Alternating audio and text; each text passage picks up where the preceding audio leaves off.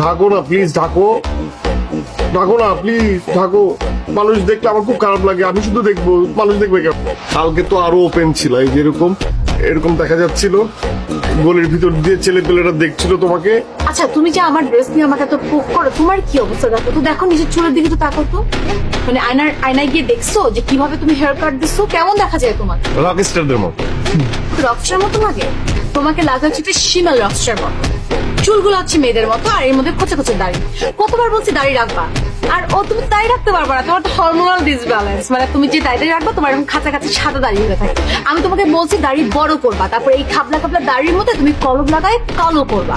আর শোনো, চুল ছোট করবা না, চুল ছোট করবা না, চুল ছোট করলে তো তোমাকে তো লাগবে চাম্বাদুরের মতো। বেটার তুমি এই সামনে চুলগুলা এক লেন্থে আনো, বড় বড়, তারপরে আমি তোমাকে সেলুনে নিয়ে একটা নিউ হেয়ার কাট দিব, একটা নিউ লুক। নিজের কোনো ঠিক নাই, নিজেকে কেমন দেখা যায় আমার ড্রেস আপ নিয়ে কথা বলে, যত তো সব গাটস নাই, মুরদ নাই, মাইর খেয়ে ব্যাক করে। আশ্চর্য, আমার মতো মেয়ে যে তোমার লাইফে আছে এটাই তো অনেক। আর তুমি এরকম দুলে দুলে হাঁটো কেন? মানে তুমি কি ড্রাঙ্ক নাকি সিনেমার না, কোনটা? না, আমি তো এভাবেই হাঁটি, জানো না? তাহলে হাঁটার স্টাইল চেঞ্জ করো। তুমি কি আমার গার্জিয়ান? হ্যাঁ, তুমি আমার বয়ফ্রেন্ড না, বয়ফ্রেন্ডের মতো থাকতে পারো না? মানে আমি কি খাবো কি পরবো তোমার সব বলতে হবে?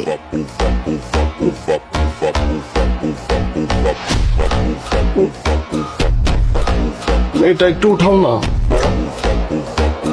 এটা না নামানো, এটা উঠে না। তাই নাকি? কেন এমন? কারণ এটা স্টাইল। আচ্ছা, মানে আমি বুঝি না, আমি যদি এখন এটা খুলে এটা এরকম করে রাখি তোমার ভালো লাগবে? রাখো।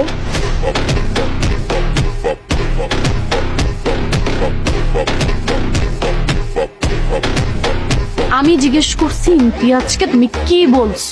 বলছি যে তুমি যেরকম ছোট ছোট জামা কাপড় পরে থাকো, তোমার হাত পা ঠ্যাং সব বের হয়ে থাকে, এগুলো আমার ভালো লাগে না।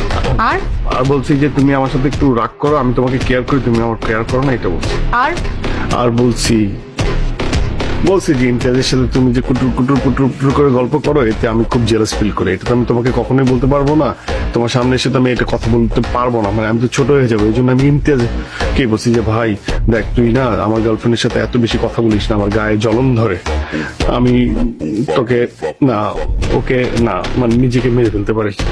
গা জ্বলে না, খারাপ লাগে। এই খারাপ যে লাগবে, তোমার কোনো হার্ট আছে? তোমার হার্ট আছে, মাথায় কোনো বুদ্ধি আছে? কিছুই তো নাই।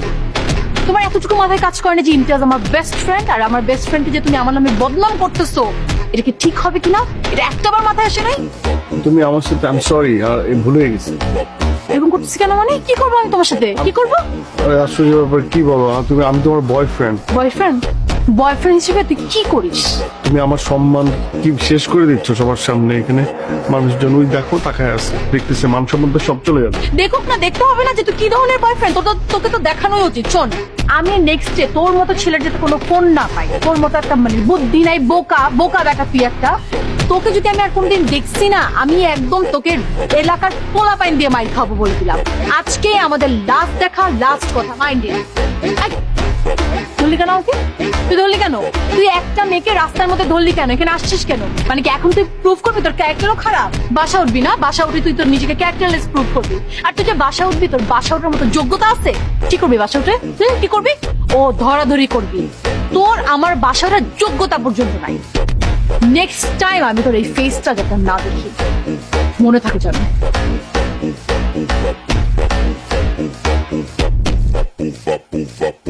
কি করবো বল? ছেলেটা তো পজিটিভ ছিল, আমার প্রতি এত কেয়ারিং ছিল, বাট এত প্যারা দিত, মাই গড। আমার তো আসলে বিয়ে করার প্ল্যান ছিল না, হঠাৎ করে বাবা মা পছন্দ করলো, অস্ট্রেলিয়া থেকে এসে বিয়ে করে নাকি চলে যাবে। আমার না দেখেই পছন্দ হয়ে গেল, আমি আর না করতে পারলাম। জাস্ট ওয়েট অ্যান্ড ওয়াচ, আসলেই দেখতে পারবি, তখন তোর জাজমেন্ট দিস। ওকে, লেটস সি আমার হ্যান্ডসাম দুলা ভাই।